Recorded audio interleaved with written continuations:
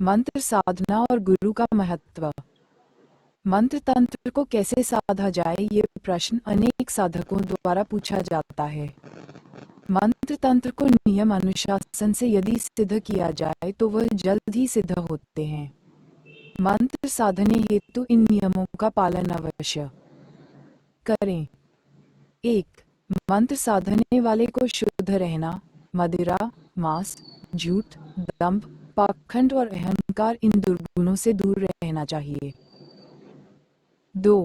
मंत्रों के नियम अनुशासन को भंग न करे। 3. जिस किसी मंत्र को आप साध रहे हो उस मंत्र पर अटल विश्वास रखें।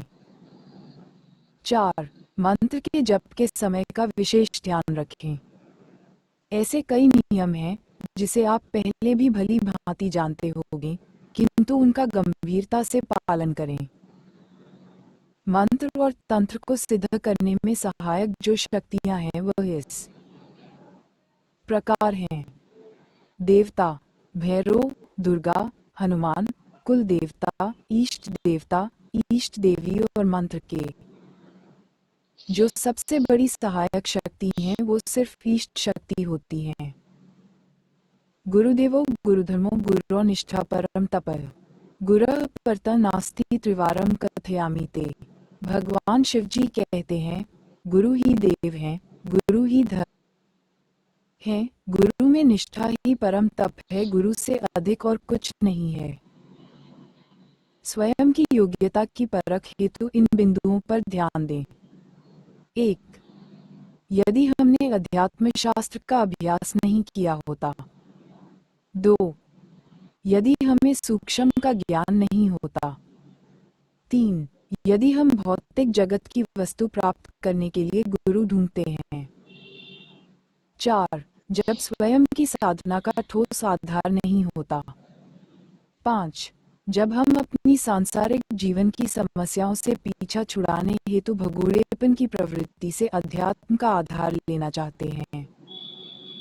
6. जब हमें गुरु शास्त्र पर पूर्ण श्रद्धा नहीं होती।